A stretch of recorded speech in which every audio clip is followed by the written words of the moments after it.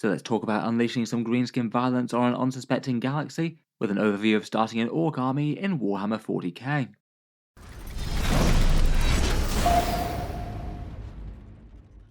Hello and welcome back to Auspex Tactics, where today we're talking orcs, and in this video I thought we'd do an overview of starting the faction, getting some violent greenskins, big squigs, and clanky mechanical contraptions on the tabletop. In the video we'll talk about the pros and cons to starting an orc army in the first place, some ideas for planning an army and getting your first miniatures on the tabletop, and then talk about some options for first purchase with miniatures, expanding an army, and a few thoughts on some of the rules. Loads to talk about, so let's jump straight in. First up, let's talk about why you might want to collect orcs in the first place. Lore-wise, probably the first thing to mention is that orcs are just good fun. They don't take all the horrors of the 40k galaxy too seriously and just make war for the sheer joy of it. There's little an orc boy enjoys more than charging into battle, hefting his chopper over his head, and crashing into the enemy battle lines. Orcs tend to prefer melee violence and close combat with choppers and power claws, perhaps a bit more so than ranged warfare. Their guns generally tend to be loud and powerful but very inaccurate, and they aren't really known for their marksmanship. The culmination of Orky life is their Great Crusade migrations called Wars, a powerful and violent war boss being able to unite a great number of tribes into a huge war effort, setting out to stomp the galaxy flat. Countless boys drowning entire sectors of the galaxy in a sea of greenskin violence, supported by cobbled together scrap creations by the cunning machinations of their mechs. Many orcs find themselves naturally drawn to their own obsessions and specializations, from the speed freaks that race their way towards the enemy front line, to the unusually sneaky and tactical commandos, confounding the Imperial commanders by doing the unexpected for the greenskins. If the Orky race were ever truly to cooperate and unify together, they would likely swarm over the entire galaxy in a massive violence in not much time at all. But fortunately for their rival Xenos empires, they're constantly scrapping amongst each other to determine who's boss, other orcs perhaps being the most reliable opponents for a properly good fight the way it's supposed to be. Miniatures wise, the orcs in Warhammer 40k have really quite a big model range. They're one of 40k's oldest and most established factions. The model kits are relatively nice quality plastics, and the majority of them have been updated in the not too distant past. They had really quite a big model released in 9th edition, which launched their Beast Snagger range, as well as updated a bunch of other kits, and have also got a whole bunch of buggies and speed freaks and commandos redone in fairly recent times. There are a few plastic boxes that date from a slightly older generation, maybe things like the looters, burners, and warbikers not being on the same sort of scaling as the more recent Boyz releases, and they do have a few resin relics within their range as well, things like tank busters and weird boys that could do with redos at some point. Within the Orky range, they do have certain models like Speed Freaks and Beast Snaggers, which are kind of like sub-ranges within the army, and they do have a few resin Forge World models too, though for the most part the trend has been to phase out Forge World models from Warhammer 40k gradually for the vast majority of other factions. For a taste of the Orky miniatures range, here on the bottom right we've got the standard Boyz, the average Orky horde either foot slogging it across towards the enemy or jumping out of trucks and transports. The Squig Hog Boys on the left are part of the Beast Snagger range, sort of Orc Squig cavalry, very good at bringing down great beasts and war machines. At the back we've got one of their bigger mech-contrived walkers in the Gorkanaut, a big and stompy Titanic vehicle with some big violence in melee, and a massive shooter that can fire 30 shots at once. Otherwise, for one example of the Speed Freaks, they've got a whole bunch of unique buggies. One example of that is the Shock Jump Dragster, a teleporting race car that can zoom around the battlefield, blasting out rockets and shock rifle attacks. Here's one of the mechs with the shock attack gun, a curious contraption that teleports snotlings towards the enemy. Diminutive greenskins materializing within tanks or even the living bodies of the people it's fired at. And on the right we have the unusually disciplined Storm Boys, perfecting the fine art of zooming through the air strapped to a big rocket pack and getting the job done fast and proper. The Orcs aren't alone though, they have their diminutive slave race known as the Gretchen. The Grots often get the short end of the stick and get sent to clear minefields and do boring things, while the Orcs do the proper fighting. Perhaps some of the biggest aspirations that Grots can have can be welded into a killer can, a mech rewarding one of the lesser greenskins with a serious amount of firepower and a killing claw. Finally, for a couple of examples from the Forge World range, we have the Gargantuan Squiggoth, which is really quite a cool centerpiece. These are made of resin and are quite a lot more expensive than the rest of the Orc army, though I think they do have some really quite fun sculpts here. Another one that I do quite like are the little Grot tanks, kind of cute little pillbox constructions piloted by Gretchen. Pricing wise, for the most part, Orcs are generally considered at least a fairly expensive army to collect by Warhammer 40k standards, at least if you go directly buy all of Games Workshop's kits and you bought everything in new plastic straight out of the box. Their main issue for that is that most of their units just don't tend to be desperately elite. Shooting things tend to have fairly bad accuracy, and both the Orc Elite and the foot troops tend to be a bit rough and ready, maybe not having all the fancy gizmos and upgrades that some of the other factions do, even if they do have plenty of raw might. Some kits just really don't get you very much points for the amount of money that you spend on them, maybe mech guns, any small specialist 5-man mobs, and those speed freak buggies being some of the worst examples perhaps. One way that some people choose to take the edge off that a little bit can be with some cunning kit batches or conversions. Orcs generally tend to lend themselves to that, perhaps more so than any other faction in Warhammer 40k. Most of their vehicles are kind of assembled from scrap, and it means that you can do some genuinely cool things with vehicles from other factions or model lines outside of Games Workshop. It's also quite possible to stretch certain kits, things like the mech guns and some of the vehicles might be able to be making 2 vehicles at once if you use a bit of plasticard plus some other bits that you had lying around.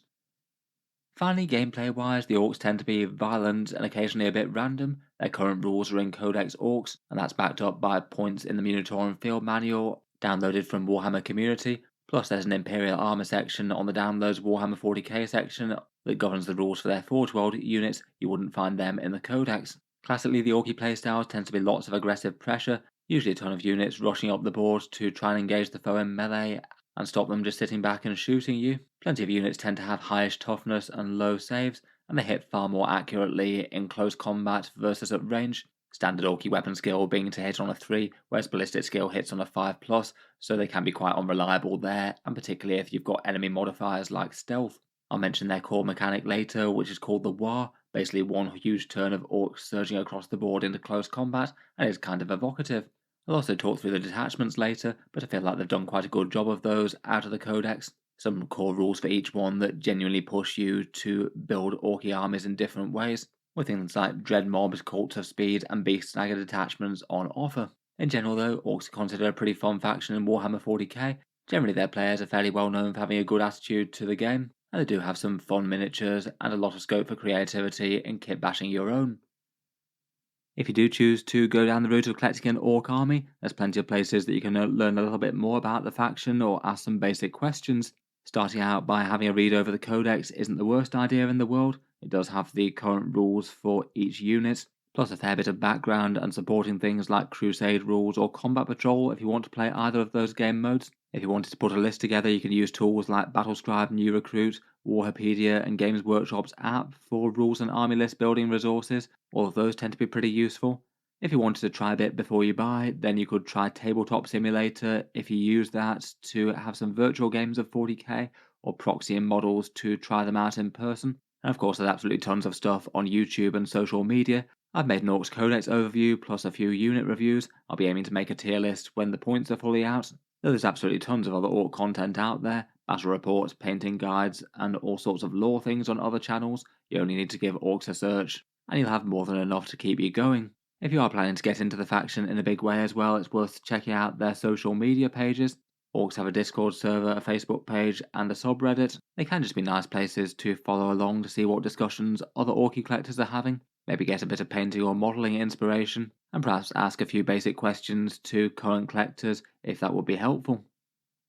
Otherwise, in the planning stage, it might be worth just having a think about what sort of Orc army you want to wind up with in the end. You could plan out a rough 1000 point or 2000 point army list just to give yourself some idea of where you roughly want to go for. And then as you play games and get more experience, it might be that plans change a little bit, but at least you've got a starting point for the general direction your force is heading. A lot of the time in Warhammer 40k, people just tend to build kind of balance, focusing on a few core choices for stuff that you think you're going to use in plenty of games, and then supporting it with things that you find cool or effective in game. Orcs are an army with a big range and a lot of established theming though, and there really are lots of genuinely different ways in which you can build a force if you want to, some of which might not actually have the biggest overlap with models. You could go for a green tide by putting as many orcs on the table as possible. Potentially you could have around 200 orc bodies on the board just marching up the board and drowning the enemy in waves of violence. You could build big into their walkers with things like Death Dreads, Killer Cans, Gorkanauts and Morkanauts with a Dread Mob.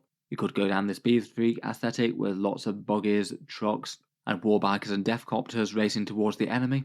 You could go into the Beast Snagger theming with lots of squigs, Beast Snagger boys, and maybe a kill rig or two as some centerpieces. Or you could collect an army of Orky elites, things like knobs, mega knobs led by bosses, maybe jumping out of some battle wagon transports and things, and show the enemy what the biggest and scariest orcs around can do. All of these examples have their own detachments from Games Workshop, which I think is kind of cool now, or you can just mix and match a bit, use the units that you feel best, and maybe use the standard Warhorde detachments. Maybe other decisions that you could make are whether you lean heavily into shooting or do an Orky or melee army list and go very goths perhaps. I've seen some creative people trying to make a maximal Grots army work, maybe loads and loads of Gretchen units plus some killer cans and things. Maybe do some cunning conversions for things like battle wagons or death dreads and things that are Gretchen crews. Or you could go for a whole load of theming, maybe build your orcs around a certain clan from the lore. Again, they've got lots of cool examples that exist. Speaking of which, here are perhaps the best known Orcs clans in Warhammer 40k. Unlike in previous editions where they gave you rules depending on which one you chose, these are now more for theming and looks. The actual rules that you get are the ones from the detachments that we just talked about. Though I feel like some of the clans certainly have kind of affiliations with certain detachments. Snakebites might work really well for the Big Hunt Beast Snagger one, whereas Evil Sons might do well for the Cult of Speed detachment. Going through them quickly, we've got the Death Skulls who like their lucky blue colours and have a lot of thieving gits in there, stealing loot and then building it up into big creations with their mechs. The Snakebites are the sort of tribal orcs that prefer the old ways. They work quite well with beast snaggers these days. The Goths keep things simple, believe might is right and anything else is just mucking about. They tend to have some of the biggest and scariest bosses and boys around. The freebooters are Orky pirates and raiders, maybe using quite a lot of flash gits and overseen by their captains. The Bad Moons are the rich guys. Their teeth grow faster than other orcs, and orcs use those for currency, so they can usually afford all the biggest and snazziest best gear around, maybe tending to like their Dakar a bit more than the other orc clans. The Blood Axes are stealthy and sneaky orcs, using quite a lot of commandos, Boss Snickrot being a good example of them, and the Evil Sons believe red ones go faster. Orc bikes and buggies racing their way towards the front line, hitting into the enemy very hard indeed. They particularly enjoy doing orcs but Mad Max type things. You could go with one of those big and central clans, or you could go with something that's just your complete own creation, make your own lore and backstory, or have an orc clan that's sort of part of those clans but does its own thing in one way. And perhaps one of the best ways to start is starting with a colour scheme for orcs, maybe painting up something simple like an orc boy, something low investment and isn't just going to be a massive major project, so that if it doesn't really turn out exactly how you want it, you can redo without worrying too much. Generally, I'd say that orc models aren't really too hard to paint up on an individual model kind of basis. Their standard miniatures tend to have some cloth, some green flesh, a bit of metal on them, all of which can work quite nice with things like dry brushing or maybe contrast paints. I feel like you can put down some simple and effective colour schemes pretty quickly on them. Perhaps for things that might take a bit more time and things like the scrap vehicles, which can have a lot of surfaces. I think the truck in particular is a good example of that, having quite a lot of model to cover and paint. If you are doing some sort of hoardy green tide type build, you might have really quite a lot of foot troops to paint. That is something that bothers people a bit more or less than others though. In any case, loads of good painting guides out there on YouTube. Games Workshop has got plenty themselves, but there's also lots from other creators as well. It's not the worst idea to see how a few other people have chosen to execute hordes, and maybe try and roughly follow along with one guide, putting your own take on the colours and doing things how you want of course. All talks of planning the war aside, let's talk through some model kits, a few ideas for where to start as an entry point to the faction. This one might depend on what sort of army you're going for, and some kits might be a bit more useful than others.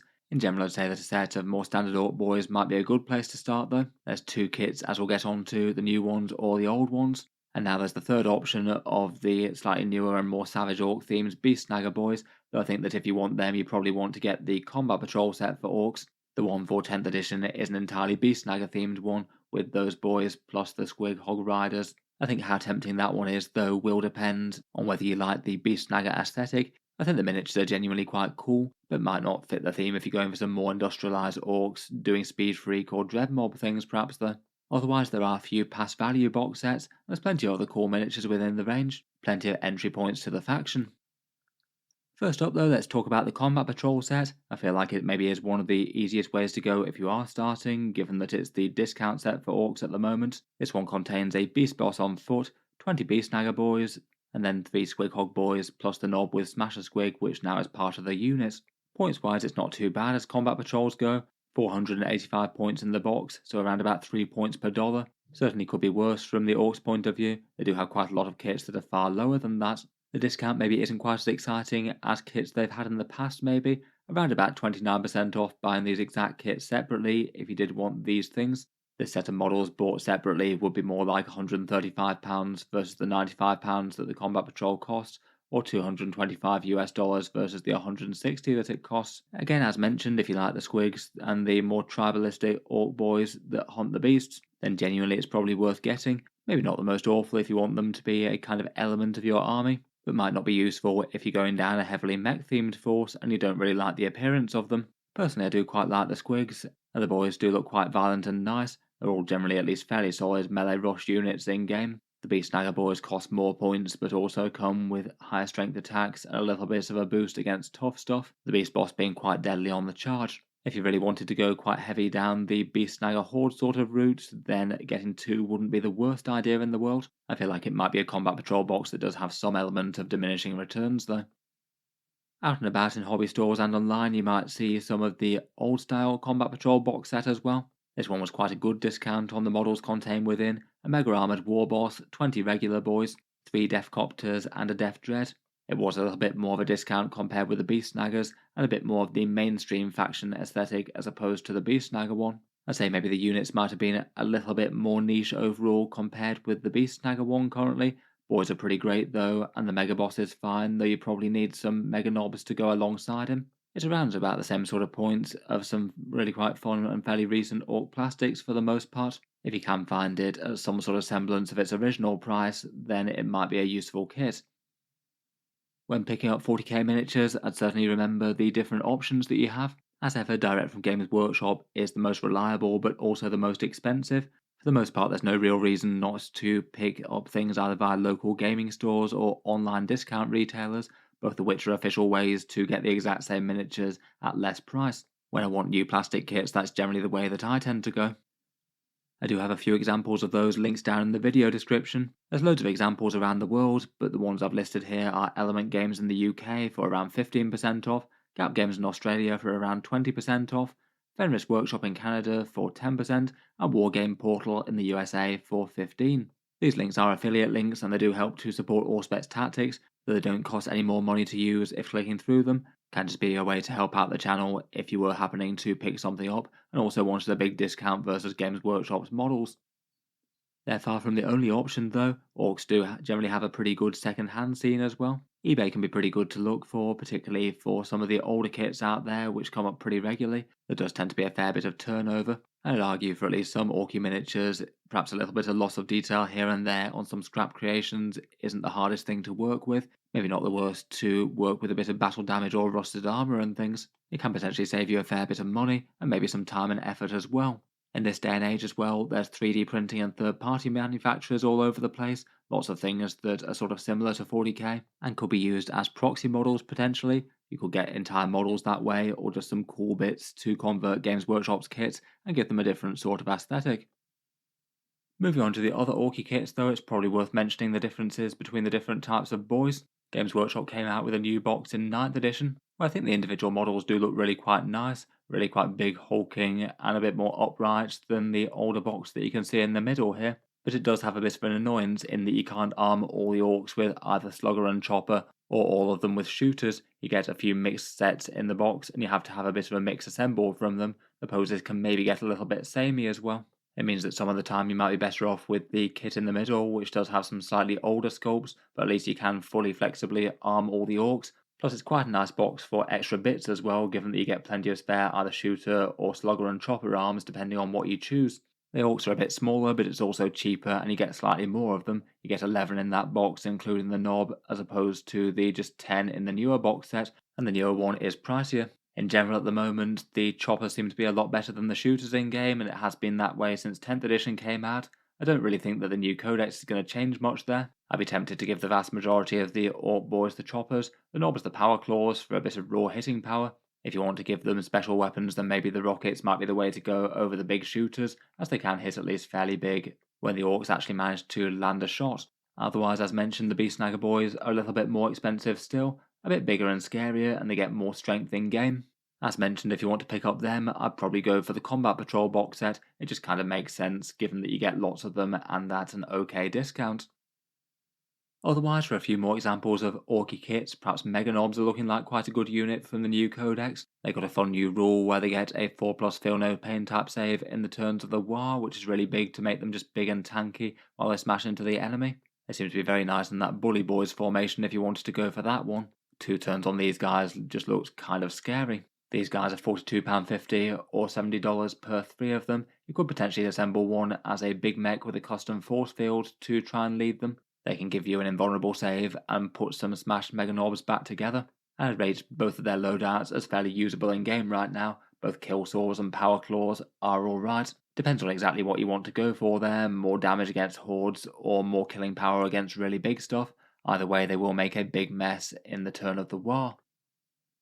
Just talking through a few other units that might well be potentially useful. Trucks are a really cheap and efficient transport to get boys into battle. The regular boys, knobs, beast snagger boys, and mega knobs can all get on well with them to move up the board quickly, and then they're just an annoying threat once they're there.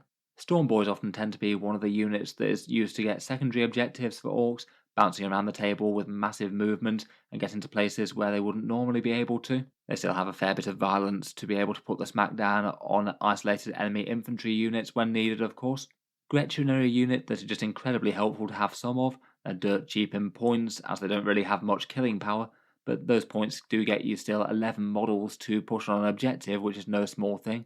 They do have genuinely good objective control, and they also give you a chance to rustle up some command points as well. Really quite massive value for how many points you spend on them. I'd say having at least some of these is basically auto-include in orc lists, never mind the fact that having some Gretchen hangers on is just kind of cool in itself. Otherwise, for another flavour of greenskin violence in transport, knobs can jump out with a whole bunch of power claws and things, and the standard orc war boss can lead either them or the boys, and it's just a generally very good model for its cost. A massive turn of hitting power in the war, and he makes your entire unit hit more accurately as well as helping out with heavies with the power claws. Besides some of the core things, I feel like really quite a lot of the walkers and buggies are generally going to be better in their unique detachments and maybe not quite so good in general purpose things. For example, killer cans are alright just on their raw stat lines. They have a few rockets and a bit of melee hitting power plus lots of wounds on the table, but they just really shine in Dread Mob where they're getting lots of flat damage boosts and interesting stratagems, so they're just so much more effective there than elsewhere. Finally, while talking through more mainline orc kits, it's probably worth just mentioning a couple that are good points per money. If you are trying to build up an orc force of any given size to a points level, then these guys might help more than most. Ghazghkull Thraka is the prophet of the War and is just generally terrifying in melee. Huge attacks in close combat, comes with his trusty Bannerwaver Makari, and I think his model is absolutely epic personally. He's one of the best places where you can spend money to get more points in the army alongside the combat patrol, so it feels like if you do want the commander-in-chief of the orcs, he's really one to consider. Otherwise, for the single most points for the money that you can get in the orc army is the Stomper. This thing is basically Games Workshop's biggest single plastic model. It's absolutely enormous. It's perhaps surprisingly cheap for Games Workshop, that being the case, at £85 or $140 I believe. It's direct from their web store only, though I believe places like Wargame Portal can order them in if you ask. And its rules actually do look kind of interesting if you play it in a Dread Mob, which if you're taking one you probably should. In general though, Stompers in 40k just tend to be units that Games Workshop tries to keep niche. They're not a model that you get reliably because they're good in game, just big fun and you like them, but they can be an interesting enough option for getting an orc army up towards 2000 points if that's your goal. Finally, besides the Combat Patrol, there's a few other past discount sets. The Stomper Boys was the launch box for 10th edition, though unfortunately Games Workshop didn't make very many of them. They sold out in some places near instantly, and while there is a little bit of supply in certain places around the world, a lot of people might only be able to find them online for a markup. This one contains a Stomper, a truck, a bunch of looters and burners, boys, and a big mech. It is in theory at really quite a good discount, so even if it was a tiny bit marked up compared with what it initially sold for, it might not be the worst decision in the world. Originally it was £130, $210, or €170. If it's too high though, then it's not worth bothering with, just get the kits that you want. And of course the main decision for this one is whether or not you actually want a Stomper in the force. If you don't, then again don't bother with this. But if you've decided that you do, then it's likely worth it if you can find it at some sort of reasonable price. Finally, for past discount things, there are a fair few from the past. There's the Boarding Patrol Orks, the Orks Beast Snagger launch box with Zogrod Wart Snagger, and a couple of past Christmas box sets such as this Kildaka Warband with the Daka Jet. Again, you might see them occasionally going online. most of the time not really at much of a discount compared with what they were, but might be ones to look into if they're out there and you particularly like any one of the collections of these sets of miniatures. Overall, putting all that together, there's always quite a lot of scope for just collecting what you like the look of in Warhammer 40k. The rules do change over time with balance updates and points changes. And while it's not the worst to have some sort of functional core of your army, maybe you wouldn't get massively hung up in what the exact tournament meta lists are, because it will likely change. At time of recording, I'd say that Games Workshop are in a place where they've probably got the majority of core Orky melee units to be fairly strong and interesting right now. Things like Boyz, Knobs, Mega Knobs, Squig Hog Boys, led up by a cluster of characters, maybe jumping out of transports to get them there perhaps. I feel like the Orc Codex is going to shake out where Buggies and Walkers are going to tend to be good in their own detachment, though not really particularly good elsewhere. The datasheets just don't really have a whole load of power for their points cost for the most part, so it's likely that those units are going to be relevant in things like the Cult of Speed or the Dread Mob, but probably aren't going to be particularly strong otherwise.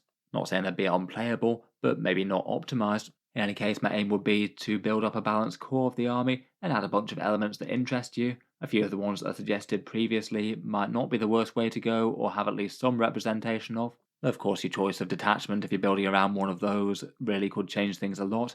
If you're going for the Green Tide, then you want loads of boys. If you want bully boys, you want lots of knobs and mega knobs, and so on and so forth. In any case, as mentioned earlier, I'd likely have a rough idea for a 2,000 point army list, work towards it, and build up in small chunks, playing games and adapting as you go, and build your war bit by bit.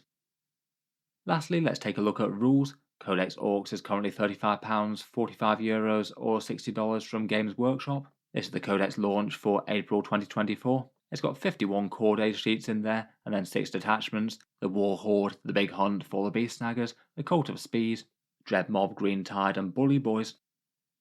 The core rule for the Orks is the War, basically a big boost for an Orky army for a single battle round, giving you a massive amount of cool bonuses. You get to advance and charge, which massively ups your threat range. You get to add +1 to strength and attacks by your Orks, which is seriously scary, and every Orc model gets a 5+ invulnerable save for the entire battle round, including your opponent's turn.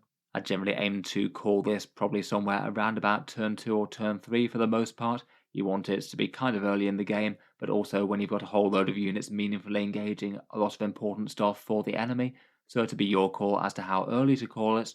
Perhaps one of the biggest downsides to it is that if you go second, then the enemy will be able to see it coming. You have to call it at the start of the battle round, so they might know that this is the turn where the Orcs are going to get seriously scary and might make efforts to screen you or move block you a bit more than otherwise. Still though, I think it's a cool and powerful rule, kind of evocative as well, with the war boss letting out a great war cry and surging the boys into combat. For a couple of tastes of those attachments, here's the Dread Mob that we were talking about.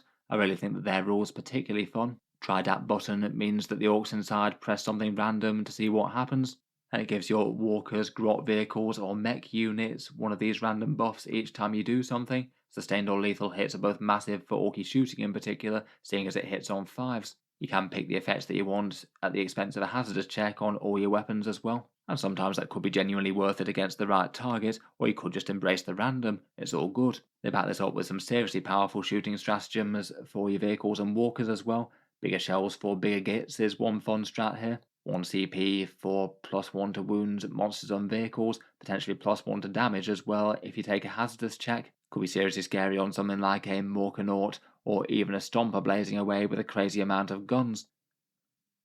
If you like your Orcs Horde, you could go for Green Tide. Their core rule is mob mentality and gives you a 5+ invulnerable save for standard Boyz units. It is just the standard Boyz though, and it doesn't affect the Beast Snaggers. On top of that, everything gets better if you've got 10 or more models in the mob. You get to reroll ones on your saving throw there, plus a few other benefits for other stratagems. And the strats do generally help out the Orc mobs that are making their way into combat. Perhaps one of the staple ones that could be used quite a lot in game is Come On Lads. This one regenerates D3+2 Orcs to a mob in the command phase, so in theory another 34 points worth of Orcs jump onto the board, potentially in a useful position to mete out a bit of violence on a key enemy unit. Maybe you could put them onto an objective or shorten your charge distance by putting them out the front of the squad. Finally, for a third flavour of detachments, here's the Cult of Speed. These guys are basically the Mad Max Orcs with all their fancy buggies and bikes and things surging towards the enemy. Adrenaline Junkers is their core rule. Speed Freaks units get to advance and shoot can shoot after falling back as well, both of which are just excellent for buggies on the front line. Means you can be a bit braver with them and not have to worry about the enemy just tagging you in combat with some infantry and ruining all your fun. It's quite a nice detachment for that shock drum dragster that we mentioned earlier in the video as well, and gain some lines of sight on the enemy, and you can have some pretty serious firepower coming out of things like war bikers with some of their stratagems. There's quite a cool enhancement as well that basically lets your orc units do a charge after disembarking from a transport that's moved. Means that you could hurtle a truck up, get a bunch of boys out the front and still charge the enemy with them, giving you a kind of fantastically long charge with something really quite scary. You could use that on knobs or mega knobs if desired. Finally, here's just one example of what a fairly melee-focused Orky army list could look like at 2000 points. This is one example army list. The points are roughly 2000 points, they're not completely exact, and it will likely change a little bit as Games Workshop releases points updates. I'd take this more for just a general gist of what you could do. Starting out with a combat patrol and taking the units in one particular way, this one may be going for a bit more of a warhorde, just general Orky violence type list, as opposed to skewed to one particular army. The list here we've got led by a War Boss and a Beast Boss. Each of those will join a unit of Boyz for some objective taking and violence. Gaskull Thraka to lead a unit of Mega Knobs on foot, maybe the smaller unit with the claws and the shooters there, and a Big Mech in a Mega Armor with the custom force field. He'll be leading a unit of 5 with the kill saws, maybe jumping out of the battle wagon perhaps. There's a bunch of transports to get all those guys to battle, 3 trucks and then 1 battle wagon with the Death Roller and Kill Cannon. So somewhat mechanized orc sort of army list here. Gaskull and the Mega Knobs will be following along on foot to just utterly dominate one midfield objective, and then in support we'll have a couple of units of the Squighog Boys, 2 units of 4 of them, and then some objective takers for the army, 3 units of 11 Gretchen to stand on the points, win the games, and make some command points happen, and a couple of units of Storm Boys, each one with a Power Claw. They can jump around and do secondary objectives, maybe make some very long nuisance charges on enemies that really don't want to be in melee. Again, just one very rough early take here, not really supposed to be competitively optimised or anything like that. I believe at time of recording there should be a little bit of points cost left over for some enhancements if you wanted them, though as I said, points might well change. In any case though, hopefully that's been a little bit of food for thought for getting a greenskin army on the board in 10th edition Warhammer 40k. Look forward to hearing any other feedback or ideas from current Orky generals. Let me know your thoughts down in the video description. In any case, I'm sure I'll be back with some Orc content in the not too distant future. Looking forward to making a tier list for the army and talking through the unit strength. Should be fun. Finally, if you have been enjoying all the videos on the channel, I would just like to mention that Auspex Tactics does have a Patreon page as well. That's the main way in which I can keep these videos coming quite so regularly, with new stuff out just about every day. If you have been enjoying a lot, then any support on the Patreon is enormously appreciated. That one's linked down in the video description below if you'd like to. Channel patrons do get a fair few advantages, seeing certain videos early, regular votes to see what sort of things happen next on the channel, and automatic entry into the regular prize giveaways with a chance to win some big model kits each month. If any of that sounds good to you or you'd just like to help support, the link is down in the video description. In any case, a massive thank you for listening, and I'll hope to see you guys next time.